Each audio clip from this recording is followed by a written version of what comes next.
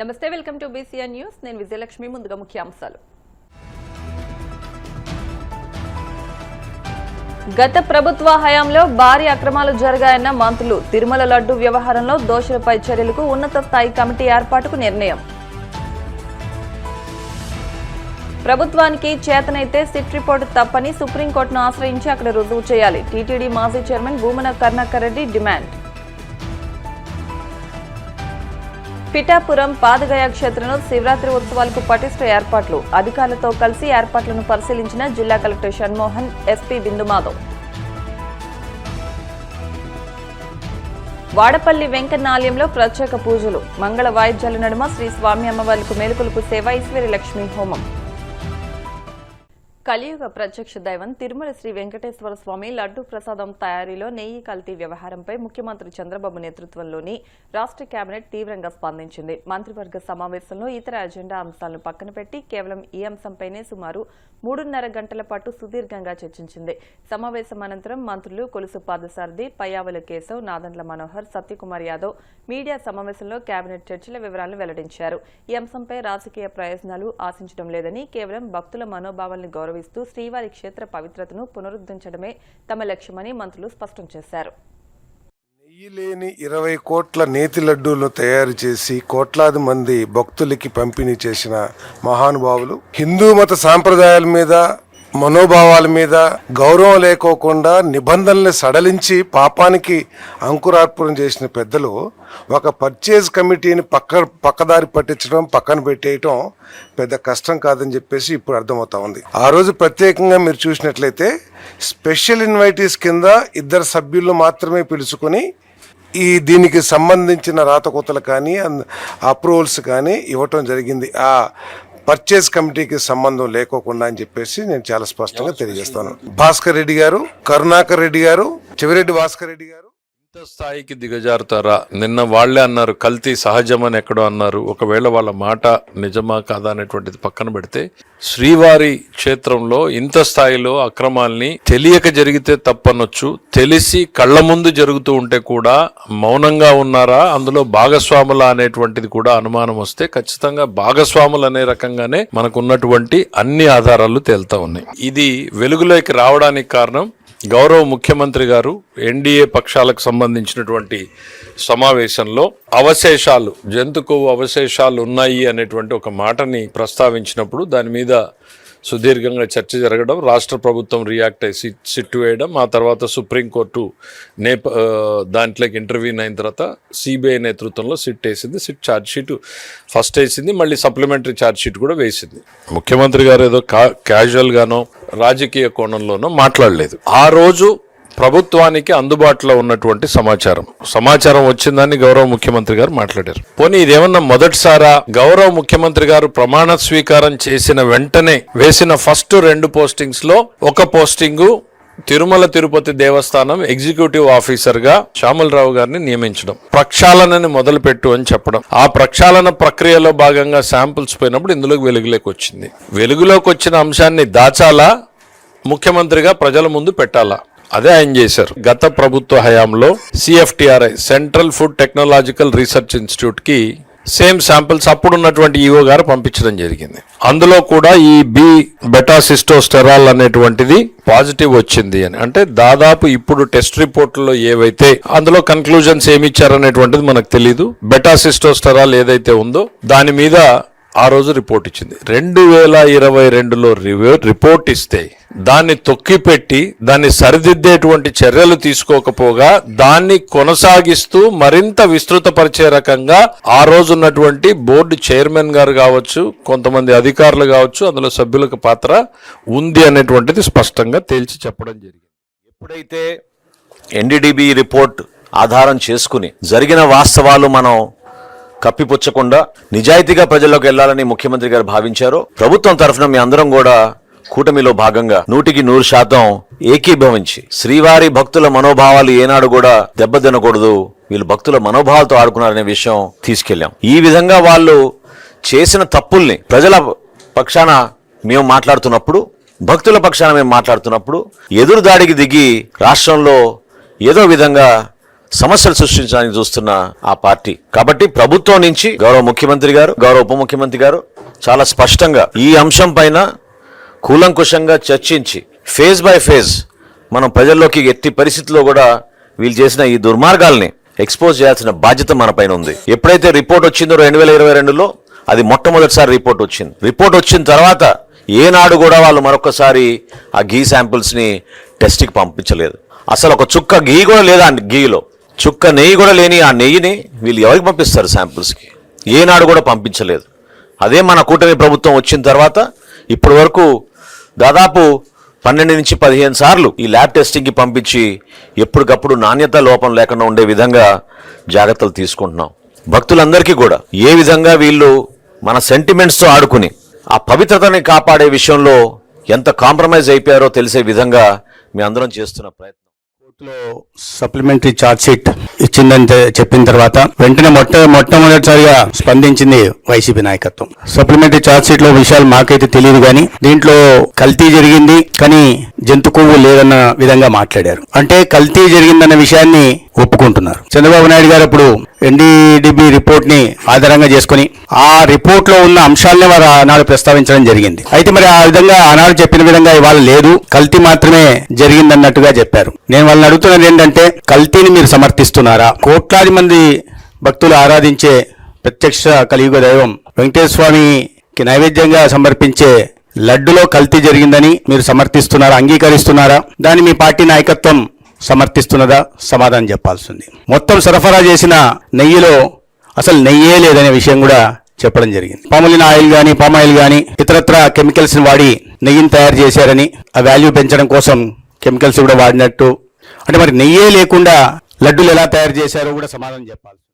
తిరుమల లడ్డూలో జంతు కొవ్వు, పంది కొవ్వు, చేప నూనె కలిపిన నెయ్యి వాడారని గత వైసీపీ ప్రభుత్వంపై విపరీతంగా దుష్ప్రచారం చేసిన సీఎం చంద్రబాబు అందులో ఏమాత్రం వాస్తవం లేదన్న సీబీఎస్ఈ ఛార్జిషీట్తో అడ్డంగా దొరికిపోయి తన తప్పును కప్పిపుచ్చుకునేందుకు నానాపాట్లు పడుతున్నారని వైసీపీ రాష్ట్ర అధికార ప్రతినిధి టీటీడీ మాజీ చైర్మన్ భూమన కరుణాకర్ రెడ్డి ధ్వజమెత్తారు.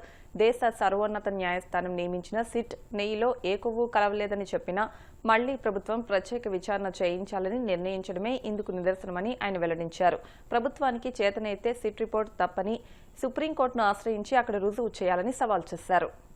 చంద్రబాబు నాయుడు గారిని కాపాడటానికి ఆయన చెప్పినటువంటి తప్పిదపు మాటల్ని సమర్థించటానికే మొత్తం వాళ్ళ ప్రయాస అంతా. చంద్రబాబు నాయుడు గారు సెప్టెంబర్ 20 కూటమి సమావేశంలో వైసీపీ ప్రభుత్వంలో నెయ్యికి బదులుగా యానిమల్ ఫ్యాట్ను కలిపినారు లడ్డూలో అని ఆయన ప్రకటించిన తరువాత సుప్రీంకోర్టు ఆయన మాటల్ని ఆక్షేపించి అలా మాట్లాడటం మంచిదా అని ప్రశ్నించి వాళ్ళ ఆధ్వర్యంలో సిబిఐ నేతృత్వంలో సిట్టును ఏర్పాటు చేసింది. అందులో సిబిఐ అధికారులు, రాష్ట్ర అధికారులు కూడా ఉన్నారు. వాళ్ళు గత సంవత్సర కాలంగా సుదీర్ఘంగా విచారణ చేసి నివేదికను బయటపెట్టినారు. ఆ రిపోర్టులో వాళ్ళు సమర్పించిన నివేదికలో చంద్రబాబు గారు పేర్కొన్నట్టుగా ఆ సప్లిమెంటరీ ఛార్జ్షీట్ లో ఎక్కడా ఎన్డీడీబీ రిపోర్టులో కానీ ఎన్డీఆర్ఐ ఇచ్చినటువంటి రిపోర్టులో కానీ యానిమల్ ఫ్యాట్ కానీ చేప నూనె కానీ కలవలేదు అన్నటువంటి విషయం చాలా స్పష్టంగా వాళ్ళు పేర్కొనటం జరిగింది. అయినా ఈ రోజున మళ్ళీ ఛార్జ్షీట్కు సంతృప్తి చెందినటువంటి ముఖ్యమంత్రి గారు, కేబినెట్ ఆ అధికారులను పిలిపించి ఈ రోజున ప్రత్యేక విచారణ చేపడుతున్నాము కొద్దిమంది మీద అని ఆ మంత్రుల చేత విలేకరుల సమావేశంలో మాట్లాడించటం జరిగింది. అందులో ఒక ఆయన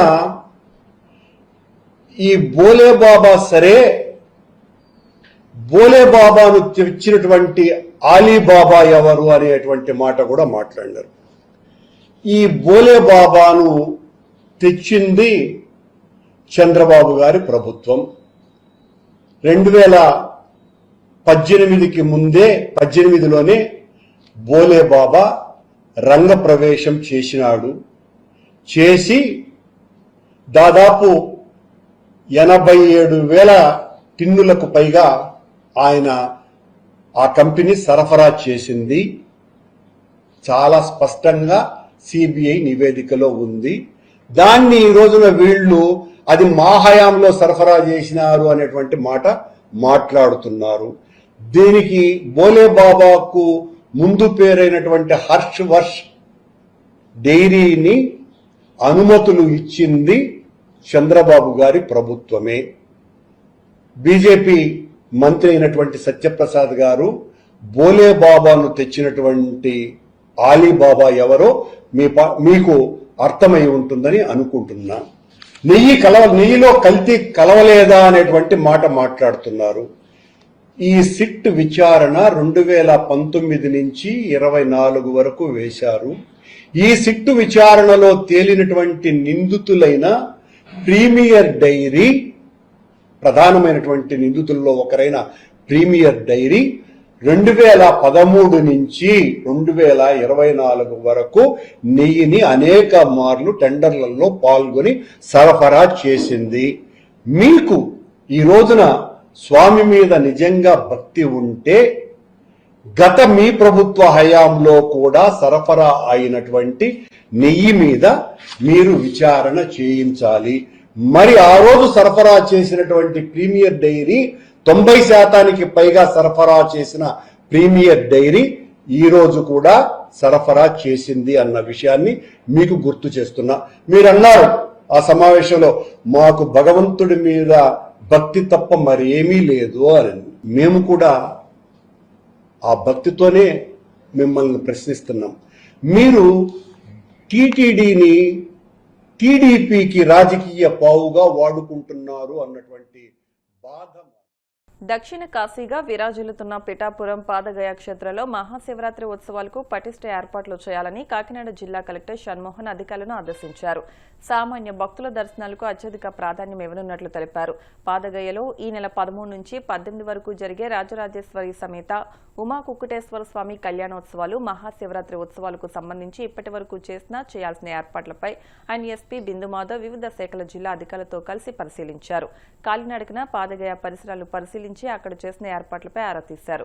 భక్తులు పుణ్య స్నానాలు ఆచరించి పాదగయ పుష్కర్ని, దర్శన మార్గాలు, స్నానాలు ఆచరించి భక్తులు దుస్తులు మార్చుకునేందుకు చేసిన ఏర్పాట్లు, తాగునీరు, పారిశుద్ధ్య నిర్వహణ, భోజన ఏర్పాట్లు, నిరంతర విద్యుత్ సరఫరా, వైద్య శిబిరాల నిర్వహణ, సాధారణ వీఐపీ భక్తుల ప్రవేశ, నిష్క్రమణ మార్గాలు, రద్దీల నియంత్రణకు పటిష్ట లైన్ల ఏర్పాట్లు, బ్యారికేడింగ్, ట్రాఫిక్ నియంత్రణ తదితర అంశాలపై సమీక్షించి పలు సూచనలిచ్చారు. కోనసీమ తిరుమలగా వర్ధిల్లుతున్న వాడపల్లి శ్రీ వెంకటేశ్వర స్వామి ఆలయంలో బుధవారం ప్రత్యేక పూజలు వైభవంగా నిర్వహించారు. మంగళ వాయిద్యాల నడుమ శ్రీ స్వామి అమ్మవార్లకు మెరుకొలుపు సేవను నిర్వహించిన అనంతరం ఐశ్వర్య లక్ష్మి హోమాన్ని జరిపించారు.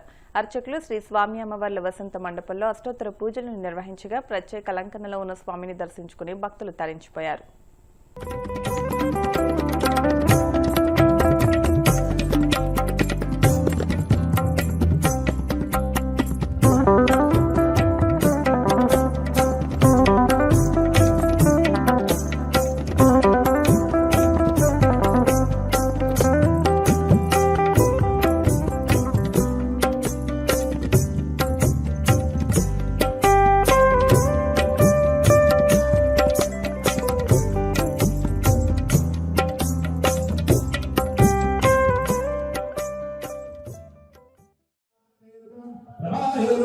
చంద్రాయనం చంద్రశోదయేనం చతుర్భుజాయనం ఇందిరాయనం ఇంద్రసీతల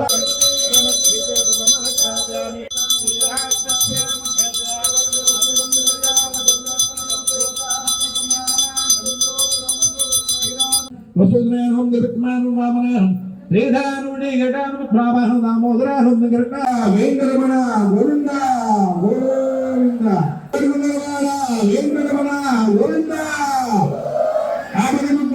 గోవింద గోవింద గోవింద.